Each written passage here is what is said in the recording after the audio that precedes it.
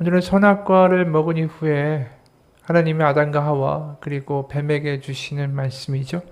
뱀에게는 이러한 저주를 주십니다. 14절 여호와 하나님이 뱀에게 이르시되 네가 이렇게 하였으니 네가 모든 가축과 들의 모든 짐승보다 더욱 저주를 받아 배로 다니고 살아있는 동안 흙을 먹을지니라.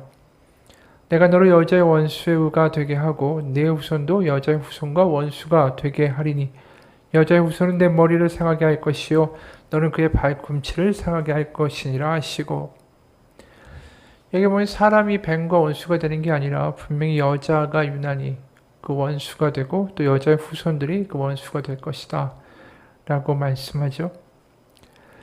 굳이 이 여자가 선악과를 먼저 먹었기 때문에 모든 사건의 발단이었다라는 것은 아닙니다. 이 남자인 아담의 죄는 없을까요? 분명히 있죠. 아내가 주는 선악과를 알고도 빤히 따먹은 것. 그것도 아담도 마찬가지 아닙니까? 그러니까 아담에게도 똑같은 이 형벌의 말씀이 임하죠. 17절, 18절 보면 아담에게 이르시되 네가 네 아내의 말을 듣고 내가 너에게 먹지 말라 한 나무의 열매를 먹을진즉 땅은 너로 말미암아 저주를 받고 너는 내 평생에 수고하여야 그 소산을 먹으리라. 땅이 내게 가시덤불과 엉겅퀴를 낼 것이라. 네가 먹을 것은 밭의 채소인즉 네가 흙으로 돌아갈 때까지 얼굴에 땀을 흘려야 먹을 것을 먹으리니 네가 그곳에서 취함을 입었음이라. 너는 흙이니 흙으로 돌아갈 것이니라. 분명히 아담에게 주셨던 말씀이 창세기 1장 28절에 이런 말씀이 있죠. 하나님이 그들에게 복을 주시며 하나님이 그들에게 이르시되 생육하고 번성하여 땅에 충만하라. 땅을 정복하라. 분명히 땅을 정복하고 땅을 충만케 해야 되는 사명을 가지고 있었는데 이것이 선악과를 따먹고 나서는 완전히 역전이 되죠. 더 이상 땅을 다스리고 정복하는 주체가 인간이 되는 게 아니라 평생 동안 땅을 땀 흘려 경작하고 노동을 해야 거기서 소산을 얻게 되는 삶이 펼쳐지게 된 것입니다. 그리고 더 놀라운 것은 이제 흙에서 나왔으니 흙으로 돌아갈 것이다 라는 말씀을 하시죠. 선악과를 먹고 나서 원래는 뱀에게 이렇게 말했죠. 뱀이 너도 하나님처럼 선하고 구별하게 될 것이다. 근데 실제로 이 선악과를 먹고 나서 그들이 깨닫게 된 것은 자신들의 연약함, 자신들의 두려움, 자신들의 한계, 자신들의 죽음 이런 것들을 발견하게 된 것입니다. 오히려 우리가 아는 것처럼 나무 뒤에 두려워서 숨고 무화과 나무 잎으로 자기를 감추려고 하는 겁많고 연약한 인간의 실존, 흙에서 만들어져서 흙으로 돌아갈 수밖에 없는 그런 실존을 그대로 드러내게 된 거죠. 그럼 도대체 이렇게 연약한 인간을 하나님은 이 아담을 만드시고 왜 보기에 좋았다라고 말씀하셨을까? 도대체 뭐가 보기에 좋았을까? 이렇게 흙으로 만들고 별 볼 일도 없고 이렇게 연약하고 약해 빠진 인간이 뭐가 보기에 좋았다라고 하셨을까? 포항 다문화 가족의 한 이야기를 소개합니다. 포항시에 그 다문화 가족 문화센터가 있는데 거기 보면 아빠는 대부분 나이가 많은 한국 남성이고 아내는 해외에서 이제 온 여성분인 경우가 많죠. 그럼 그 사이에 이제 혼혈로 태어난 아이들의 삶은 어떨까? 이 아이들 대부분 이렇대요. 매일 새벽에 나가 힘든 노동 속에 하루를 보내고 달 그림자를 지고 오는 아버지, 또 땀내와 함께 지쳐 쓰러지는 아버지, 할아버지처럼 나이가 많은 아버지, 넓은 집도 좋은 차도 가지지 못한 아버지. 하지만 그 아버지를 마냥 좋아한대요, 얘네들이. 그러면서 그저 언젠가 형편이 나아져서 아버지와 함께 할 수 있기를 손꼽아 기다린다는 거죠. 아이는 늘상 말합니다. 아빠, 나는 아빠가 좋아. 아빠도 우리가 좋지. 아빠가 우리랑 함께 있는 시간이 적은 것 같아.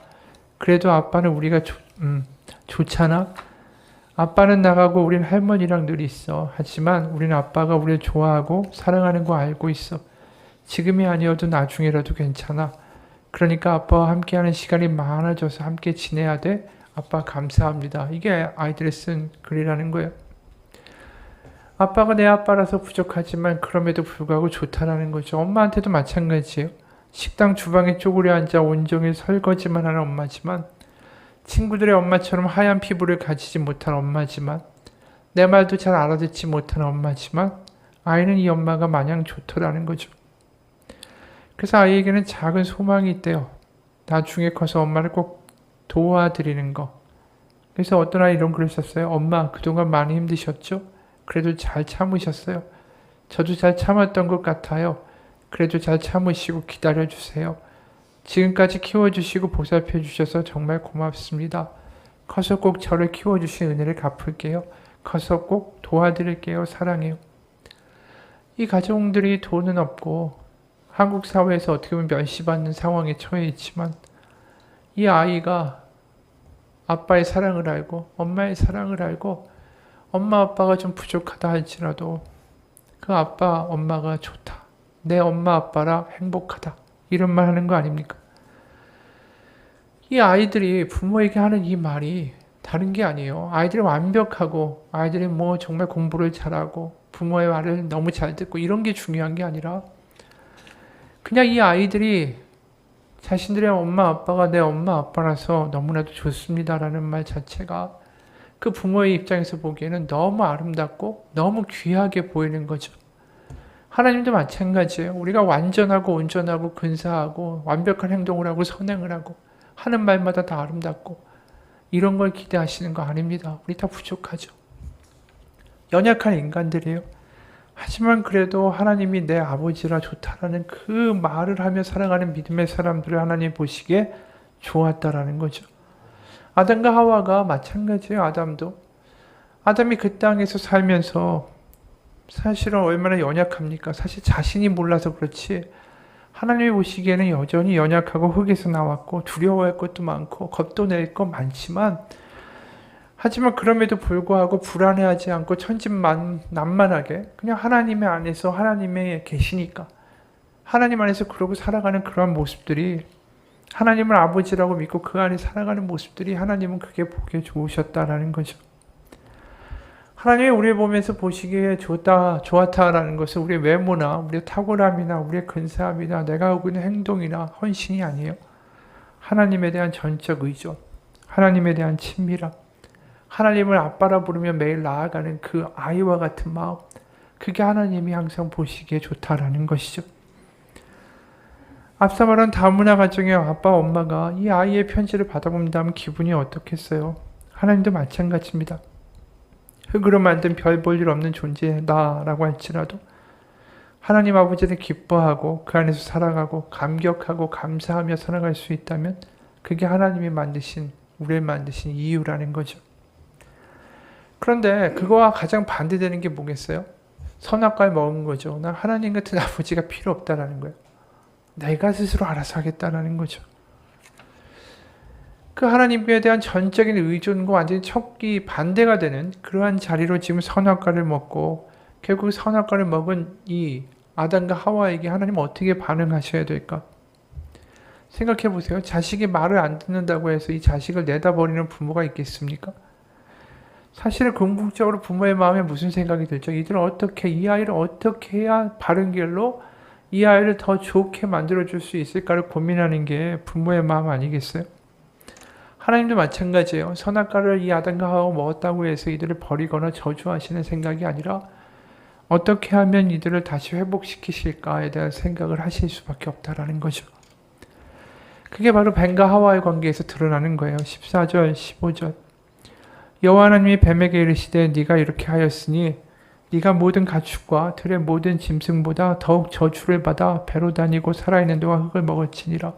내가 너를 여자와 원수가 되게 하고 내 후손도 여자의 후손과 원수가 되게 하리니 여자의 후손은 내 머리를 상하게 할 것이요 너는 그의 발꿈치를 상하게 할 것이니라. 뱀의 머리를 여자의 후손이 결국은 이제 상하게 할 것이고 반대로 뱀은 그 여자의 후손을 발꿈치를 상하게 할 것이다. 사실 이건 우리가 여러 번 들어서 알 수 있지만 이게 결국 예수 그리스도의 십자가의 사건을 말하고 있는 거 아니겠습니까? 뱀에 의해서 무너졌던 이 하나님 아버지와 우리와의 친밀한 관계, 그 에덴 동산에서 하나님이 우리가 하나님 안에 살던 그 삶을 다시 하나님은 이 뱀을 멸절시키고 여자의 후손 가운데 새로운 메시아를 보내셔서 하나님과 우리의 관계를 회복시키겠다라는 뜻이기도 하다라는 것입니다. 그렇기 때문에 형벌의 예고를 듣잖아요. 너 이제 평생 수고하고 노동해야 너의 땅의 소산을 먹을 것이고 너는 흙에서 나왔으니 흙으로 돌아갈 것이다. 어떻게 보면 비극적인 이야기를 들었던 아담이 여기서 놀라운 반응을 하는 것을 우리가 보게 됩니다. 그것은 뭐냐 하면 아담이 자신의 아내를 보면서 뭐라고 이름을 붙여 부르는가 해서 드러나요. 20절에 아담이 그의 아내 이름을 하와라 불렀으니 그는 모든 산자의 어머니가 됨이더라. 우리가 생각해 보세요. 아담의 아내, 아직까지 사실은 이름이 안 나왔어요. 이 하와란 이름 자체가 우리가 생각하는 것과는 다르게 선악과를 따먹고 모든 형벌에 대한 이야기를 들은 다음에 아담이 하와라고 처음 부른 거예요. 사실 아내가 줘서 나는 선악과를 먹었습니다라고 하나님 앞에 얘기했던 아담 아닙니까? 그러고 나서 둘 사이의 관계가 좋았을까? 사실 안 좋을 수 있는 거 아니겠습니까? 저 아내가 준 거 먹는 바람에 우리 인생이 나의 인생이 이렇게 꽝이 됐다라고 생각한다면 사실은 하와라고 부르는 것이 아니라 다른 이름으로 부를 수가 있었겠죠. 뭐 저주나 죽음이나 뭐 증오나 되게 불명예스러운 이름으로 갖다가 그 아내를 부를 만도 한데 뭐라고 불렀냐면 하와라고 부른 거예요. 하와라는 말이 뭐냐면 생명이라는 뜻입니다. 아담이 자신에게 선악과를 줬던 아내의 이름을 생명이라고 부르는 것은 굉장한 이야기를 하고 있다는 거죠. 하나님이 이 뱀의 머리를 박살내시고 다시 우리가 하나님과 친밀했던 관계를 훼손시켰던 그 존재를 멸절시킴으로 다시 회복시키실 것이다라는 하나님의 그 마음과 약속을 이 아담이 믿고 알게 된 거죠. 그렇기 때문에 아내를 하와, 생명이라는 귀중하고 의미심장한 이름으로 불렀다라는 거예요. 그렇기 때문에 선악과를 먹고 난 다음의 모습이 비극이나 절망이 아니라 아담을 통해서 바라보게 되면 여기 새로운 희망과 소망이 시작되고 있다는 것을 우리는 보게 된다는 거죠. 그건 뭘까요? 우리를 포기하시지 않는 하나님의 열심이 있다는 거죠. 그래서 그런 하나님의 회복에 대한, 하나님이 이루실 회복에 대한 소망이 시편에서는 계속해서 나타납니다. 시편 74편 보면 12절에서 15절 보면 이런 말씀도 나와요. 하나님은 예로부터 나의 왕이시라. 사람에게 구원을 베푸셨나이다. 주께서 주의 능력으로 바다를 나누시고 물 가운데 용들의 머리를 깨뜨리셨으며 리워야단의 머리를 부수시고 그것을 사막에 사는 자들에게 음식물로 주셨으며 주께서 바위를 쪼개어 큰 물을 내시며 주께서 늘 흐르는 강들을 마르게 하셨나이다. 여긴 용이다 리워야단이라고 나오지만 결국 뱀과 같이 모든 혼란을 야기시키는 존재, 창조의 질서를 자꾸만 휘젓는 존재들을 가리키는 거죠. 결국 그들을 머리를 다 깨어 부수시는 하나님이 나타나신다. 이 이야기를 하죠. 더 직접적으로는 시편 91편에 아예 이렇게 대놓고 이야기해요. 시편 91편 13절부터 16절입니다. 네가 사자와 독사를 밟으며 젊은 사자와 뱀을 발로 누르리로다. 하나님이 이르시되 그가 나를 사랑한즉 내가 그를 건지리라. 그가 내 이름을 안즉 내가 그를 높이리라. 그가 내게 간구하리니 내가 그에게 응답하리라. 그들이 환난당할 때에 내가 그와 함께 하여 그를 건지고 영화롭게 하리라. 내가 그를 장수하게 함으로 그를 만족하게 하며 나의 구원을 그에게 보이리라 하시도다. 이게 창세기에서 일어났던 모든 사건을 뒤집어 엎는 걸 얘기하는 거예요. 지금 그쵸? 흙에서 나왔으니 흙으로 돌아갈 것이다. 근데 이게 장수하게 된다는 이야기를 하고 환난당할 때 내가 영화롭게 할 것이고 내가 그를 건질 거고 왜요? 그가 나를 사랑한 즉 내가 그를 건질 거고 그러면서 특히 독사를 밟으며 뱀을 발로 누르리로다 라는 이야기를 하는 거예요. 그러니까 성경에는 이러한 말씀이 왜 나올까요? 하나님이 이루실 결국 뱀의 머리를 밟아오시고 하나님과 사람과의 관계를 다시 회복시키시는 하나님의 그 역사에 대한 기대가 있는 거고 또 그런 일을 이룰 여자의 후손, 메시아에 대한 분명한 기원이, 바램이 성경에 있다라는 것입니다. 분명히 하나님은 뱀의 머리를 밟을 여인의 후손을 이 땅에서 태어나게 하실 것이다 라는 거죠. 그리고 그런 하나님은 또 에덴 동산을 떠나는 아담과 하와에게 어떤 일을 하십니까? 그냥 보내시는 게 아니라 가죽옷을 입혀 보내시죠. 21절 여호와 하나님이 아담과 그의 아내를 위하여 가죽옷을 지어 입히시니라. 죄 많고 허물 많은 인생들을 그냥 떠나 보내시지 않습니다. 가죽옷을 입히시는데 사실 이게 그냥 짐승의 가죽인가 보다 그럴 수 있지만 그때까지 보면 우리가 창세기 1장부터 3장까지 볼 때 그 누구도 육식을 한 사람이 하나도 없었어요. 다 채식을 했다라고 되어 있습니다. 그러니까 난데없이 웬 가죽옷이 등장하는가 싶어요. 하나님이 마련해 주신 거죠. 왜냐하면 육식을 하던 때가 아니니까. 하나님이 마련해 주신 가죽옷을 그들에게 입히시고 에덴 동산에서 내보내실 때에 과연 그것은 어떤 것을 의미할까? 그러니까 우리가 삶에서 어떠한 상황 가운데 실수하고 문제가 있고 우리가 스스로 하나님 보시기에 정말 엉터리 같은 짓을 한다 할지라도 하나님이 항상 그들을 그냥 버려두고 실패하도록 놔두시고 결국은 저버리시는 분은 아니시다. 특히 가죽옷을 입혀주시는 은혜가 과연 무엇을 의미할까? 하나님이 항상 뭔가를 예비하고 계시다라는 인상을 우리 가운데 주죠. 우리가 아브라함이 이삭을 바치려고 할 때 하나님이 창세기 22장에서 그를 멈추라고 하시죠. 그리고 그 아이에게 손을 대지 말라. 아무 일도 하지 말라. 네가 내 아들 내 독자까지도 내게 아끼지 아니하였으니 내가 이제야 네가 하나님을 경외하는 줄 아노라. 그러고 나서 어떠한 일이 있냐 하면 13절에 아브라함이 눈을 들어 살펴보니즉 한 순양이 뒤에 있는데 뿔이 숯불에 걸려 있는지라 아브라함이 가서 그 순양을 가져다가 아들을 대신하여 번제로 드렸더라.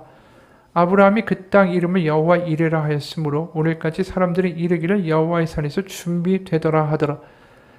그러니까 하나님이 그 순종하며 결국 나아가는 사람들, 하나님이 택하신 사람들이 나아가는 방향에 있어서 모든 것들을 준비하고 계시다라는 거죠. 그래서 여호와 이레라는 말도 결국 하나님이 항상 보고 계시고 하나님의 뜻 가운데 예비하고 계시다라는 것을 감탄하며 하는 말 아닙니까? 아브라함이 이삭을 바칠 때도 하나님은 그 순양을 준비하고 계셨고 아담과 하와가 떠나갈 때도 하나님은 그들에게 가죽옷을 준비해서 입혀주셨어요. 그러니까 우리가 이런 것들을 보게 되면 부족한 우리들을 향해서도 하나님의 분명히 뭔가의 계획들이 항상 있다라는 거죠.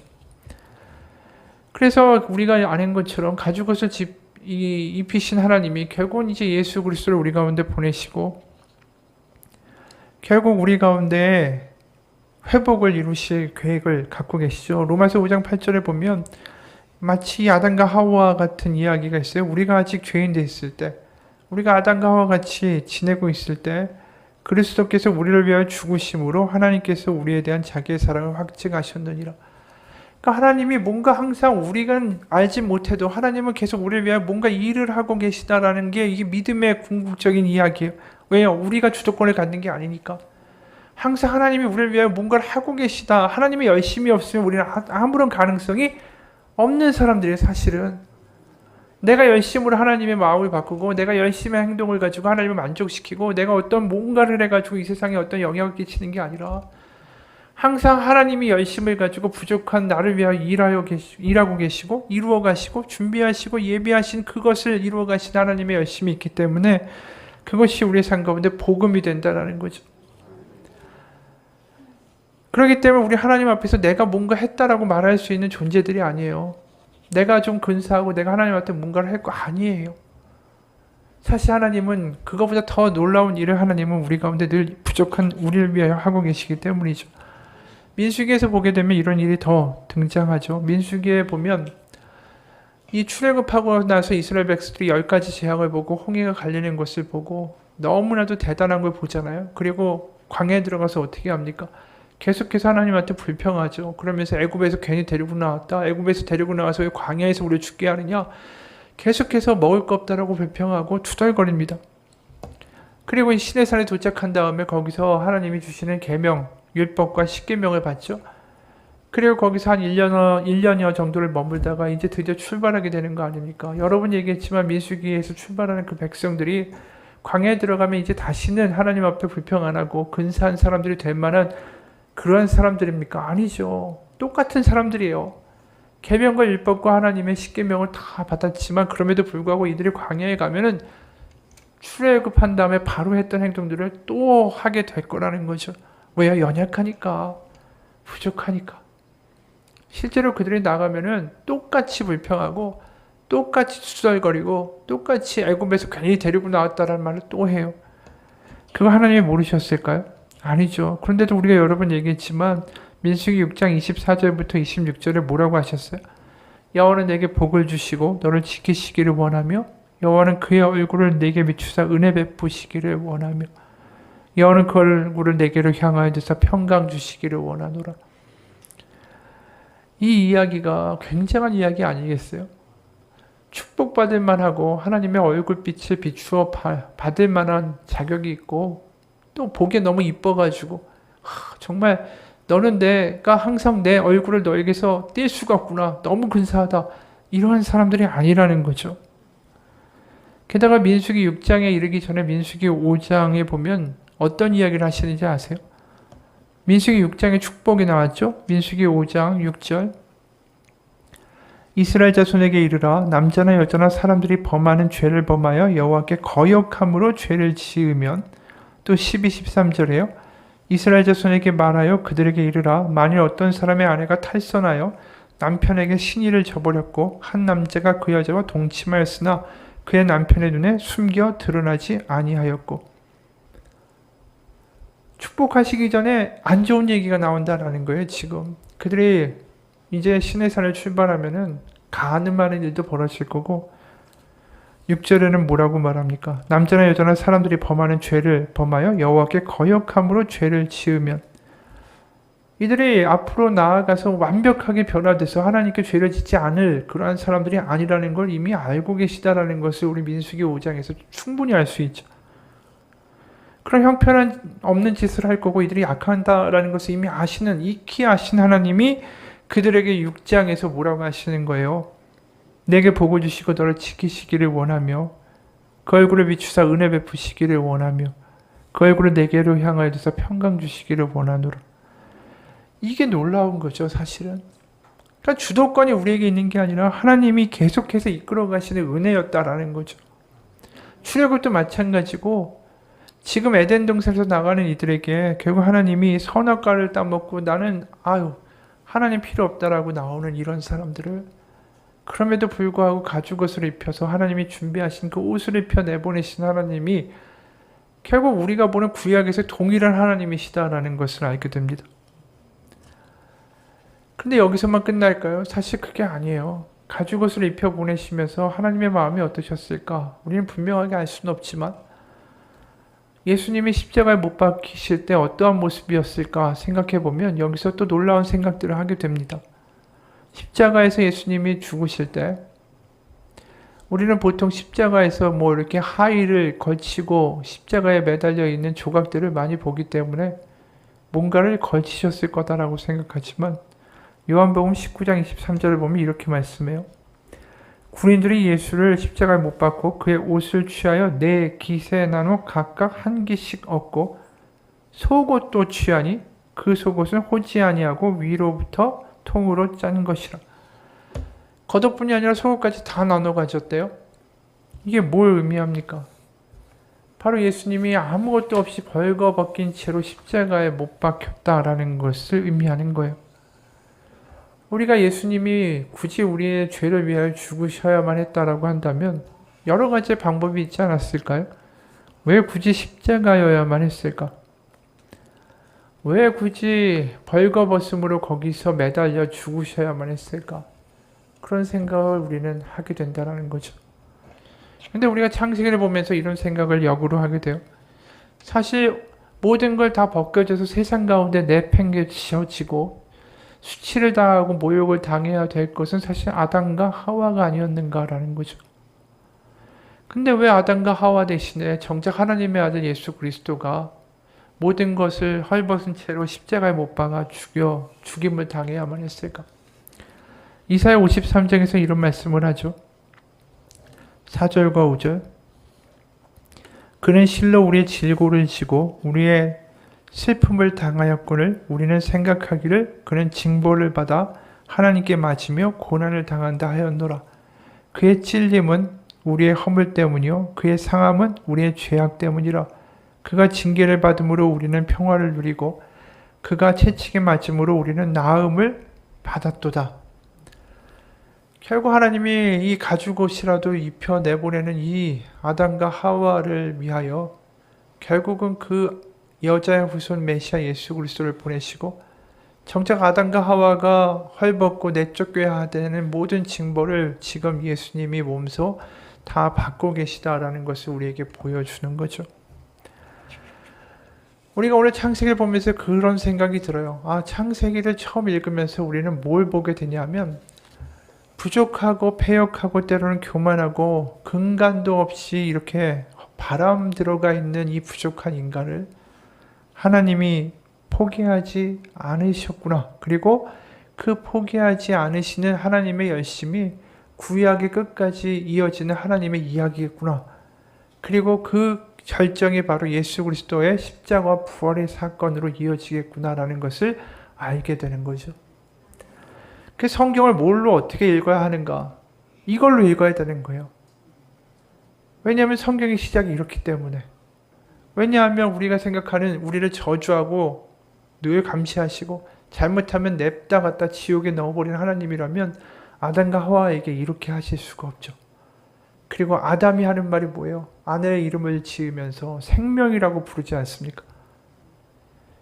소망이 있다라는 그 아담의 이야기가 결국은 성경 전체를 이야기하고 있고 외치고 있는 하나의 이야기예요. 왜 우리에게 소망이 있습니까? 이렇게 부족하고 믿음도 연약하고 별 볼 일 없는 우리에게 왜 소망이 있습니까? 하나님 때문이죠. 우리가 하나님을 믿으면서 그렇기 때문에 부족하면 부족한 대로 연약하면 연약한 대로 오히려 하나님 앞에 배고픔으로 나아가는 믿음이 되기를 원합니다. 그렇기 때문에 우리에게 믿음이라는 것은 뭡니까? 배고픔으로 나가는 거예요. 어차피 내가 잘나서 하나님 앞에 당당하게 나아갈 수 있는 날은 오지 않습니다. 부족하지만 하나님 앞에 더 하나님이 필요하다라고 기도하며 나아가는 거, 그게 믿음이라고 하시는 거 아니겠어요? 바리새인과 세리의 비유가 누가복음 18장에 나오지만 바리새인 당당하게 이야기하잖아요. 나는 다 했다. 근데 세리는 뭐라고 합니까? 저 구석에 하늘을 쳐다보지도 못하면서 저는 죄인으로서이다라고 이야기하죠. 그럴 때 예수님이 뭐라고 하십니까? 누가 의롭다, 누가 정말 구원을 받는다, 누가 하나님의 자녀라고 일컬음을 받을 수 있겠는가에 대한 대답은 세리였다라는 거예요. 여러분, 우리는 하나님 앞에 배고픈 사람이 되기를 원합니다. 하나님의 은혜가 없으면 안 됩니다라는 그 고백이 우리 가운데 있게 되면 그 고백이 우리를 하나님과 친밀하게 만들어주는 은혜의 고백이 될 수 있을 것입니다. 어느 분의 글을 썼어요. 어느 분의 글이에요. 어릴 적 우리 집에는 믹서가 있었다. 당시만 해도 집에서 쓰는 전기용품이라고는 전등이 다였던 시절이라 믹서라는 신기한 기계는 동네 사람들을 깜짝 놀라게 했다. 어머니가 믹서에 콩을 갈거나 할 때면 을에 몇몇 아주머니들이 구경하러 왔고 어머니는 그들 앞에서 우아한 동작으로 믹서의 스위치를 누르곤 했는데 어머니의 그 귀부인 같은 표정은 지금도 나의 뇌리 한편에 남아있다. 믹서는 나에게도 자랑거리였다. 어머니는 반 친구들이 집에 놀러오면 이따금씩 믹서를 꺼내 사과를 갈아 주었는데 믹서에 갈려 유리잔에 담겨 나온 사과 주스는 다음날 학교에서 화제거리가 되곤 했고 그 모든 이야기들이 나의 어깨를 으쓱하게 했다. 그런데 이상한 일이 있었다. 미술 시간이 되면 나는 스케치북이 없어 벌을 받곤 했던 것이다. 대개 한 반에 대 6명 정도가 스케치북을 가지고 있었고 나머지 대개의 가난한 아이들은 도화지 한 장을 책상 위에 꺼내놨는데 그 도화지마저 사올 형편이 안 든 아이들은 선생님께 불려나가 모질게 매를 맞았다. 어머니는 무슨 이유에선지 스케치북 대신에 그때그때 도화지를 사줬는데 믹서도 가진 부잣집 아이인 내가 도화지 한 장만 딸랑 내놓기가 너무 싫었다. 그래서 나는 어머니가 준 도화지를 아무도 몰래 버리고 마치 스케치북을 잊고 안 가져온 양 웃으며 벌을 받았다. 어느 새벽 잠결에 들려온 목소리는 너무나도 반가웠다. 드디어 돈 벌러 가셨던 아버지가 돌아온 것이었다. 그토록 기다렸던 아버지였지만 나는 서먹한 기분에 뒤척이는 척만 했는데 나의 기색을 알아 눈치챈 아버지가 나를 안아 올리자 그만 앙하고 울음을 터뜨렸다. 아버지 스케치북 사줘. 오늘 미술 시간에 매받는단 말이야. 그날 아침 등굣길에 아버지는 나를 국제시장에서도 가장 큰 화구점에 데려가 스케치북, 크레파스, 파스텔 물감, 포스터, 칼라 등 온갖 미술용품을 다 사주셨다. 한결같이 미대생들이나 쓸만한 최상품이었다. 이젤까지 사주시라는 걸 겨우 말렸던 것 같다. 나는 이걸 학교와 문방구에서 샀으면 더 자랑스러웠을 거라고 생각하며 아버지에게 손을 내밀었다. 아버지 용돈. 평소 용돈을 참 잘 주는 아버지인데다가 오랜만에 돌아왔으니까 나는 5원짜리 동전이나 심지어는 10원짜리 종이돈까지도 기대했다. 그러나 아버지는 용돈을 주지 않은 채 선선히 웃었다. 이제 학교 가렴. 근데 용돈 한 푼 줘. 나는 계속 보챘으나 결국 1원짜리 하나 받지 못하고 학교로 가는 내내 아버지를 미워했다. 몇 천원어치도 넘게 미술 도구를 사주면서 5원짜리, 아니 내가 양보했던 1원짜리 하나 안 주던 아버지가 얼마나 미웠는지 모른다. 세월이 흘러 인생의 영고성쇠를 겪을 만큼 겪고 난 어느 날 문득 그날의 기억이 떠올랐다. 선선히 웃으며 나를 먼저 보내고는 화구점에 남아있던 아버지. 그날 아침 굳이 양복을 꺼내 입었던 아버지의 주머니에는 미술 도구 값은커녕 1원짜리 동전 한 입도 없었다는 걸 깨닫기까지는 시간이 너무 많이 걸렸다. 그 믹서 또한 당신이 집을 비울 긴 세월, 가난할 수밖에 없는 아내가 괄시받지 않도록 남기고 간 배려였던 것이다. 이게 이 아버지가 보여줬던 사랑인 거죠. 자신이 없고 자신이 못 쓰고 자신이 헐벗으면서 이게 지금 자식한테 해주고 있는 아버지의 모습 아니겠어요? 사실 십자가를 보면서 그런 생각이 들어요. 예수님은 정녕 헐벗고 고통당하고 모든 아픔을 다 지고 있지만 정작 우리는 그것 때문에 하나님 앞에 하나님의 새로운 의의 옷을 입고 자녀의 옷을 입고 그러면서 뻔뻔하게 하나님 앞에 나아갈 수 있는 길을 얻게 된 거 아닙니까? 여러분, 우리가 받은 은혜가 얼마나 대단한 건지 몰라요. 그냥 너 구원받았어가 아니라 하나님의 아들이 그 모든 것을 헐벗고 수치당하고 모욕당하고 창피당하고 고통당해서 우리 가운데 입혀주신 구원의 은혜고 구원의 옷입니다. 오늘 짐승의 가죽옷을 입혀주신 하나님은 우리가 신약을 보게 되면 결국 이런 이야기로 마무리되죠. 에베소서 4장 22절에서 24절. 너는 유혹의 욕심을 따라 썩어져가는 구습을 따르는 옛사람을 벗어버리고 오직 너의 심령이 새롭게 되어 하나님을 따라 의와 진리의 거룩함으로 지으신 새 사람을 입으라. 그 새 사람은 우리가 만든 게 아닙니다. 바로 예수 그리스도가 십자가의 죽으심으로 우리에게 건네주신 옷입니다. 그 옷을 입으라는 거죠. 가죽옷을 예비하시며 그들을 보내셨던 하나님이 이번에는 그 아들을 보내사 우리 가운데 새 사람의 옷을 지어주셨어요. 여러분, 우리가 해야 될 일은 뭐라고요? 내가 새로운 옷을 만드는 게 아니에요. 매일매일 은혜의 그 옷을 입기 위하여 하나님 앞에 두 팔 벌리고 나가는 거죠. 그럼 하나님이 입혀주실 거예요. 아담과 하와처럼 하나님이 되겠다고 교만하게 떨던 그런 사람들도 하나님이 가죽옷을 입히시는데 예수님의 십자가로 말미암아 구원받은 우리가 하나님 앞에 두 팔을 뻗고 나아갈 때 하나님이 어떻게 우리 가운데 새로운 새 사람의 옷을 입혀주시지 않겠습니까? 하나님은 창세기에서 무너졌던 그 아담과 하와의 후손인 우리들을 다시 하나님의 친밀함으로 초대하고 계십니다. 그리고 모든 걸 열어놓으셨어요. 우리에게 입을 옷도, 그리고 입을 양식도, 그리고 살아갈 하나님 안에서의 기쁜 삶도 하나님은 이미 다 우리 가운데 예수님을 통하여 열어놓으셨습니다. 그 길을 우리가 누리고 살아갔으면 좋겠어요. 엄격하고 무서운 하나님이 아니라 모든 것을 이루시고 그것을 소유하고 경험하고 매일 아버지 앞에 배고픔으로 나아가는 누릴 수 있는 자녀의 삶이 되시길 주님의 이름으로 축원합니다. 기도하겠습니다. 하나님, 아담과 하와의 실패만을 보는 것이 아니라 그 실패 속에서 새롭게 움트고 있는 생명을 바라본 아담입니다.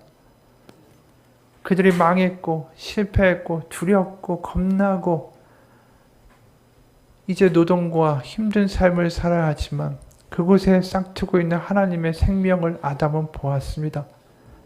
그리고 그것을 예수님은 우리 가운데 완전히 이루셨습니다. 나는 길이요 진리요 생명이니 나로 말미암지 않고는 아버지께로 갈 자가 없다라고 하신 예수님의 말씀은 바로 예수님을 통하면 우리에게 생명의 길, 진리의 길, 회복의 길로 갈 수 있다는 뜻이기도 합니다. 하나님은 다시 막혔던 길을 여셨습니다. 가죽옷을 입혀주시던 그 하나님의 마음으로 이젠 예수 그리스도의 새 사람의 옷을 우리 가운데 입혀주고자 하십니다.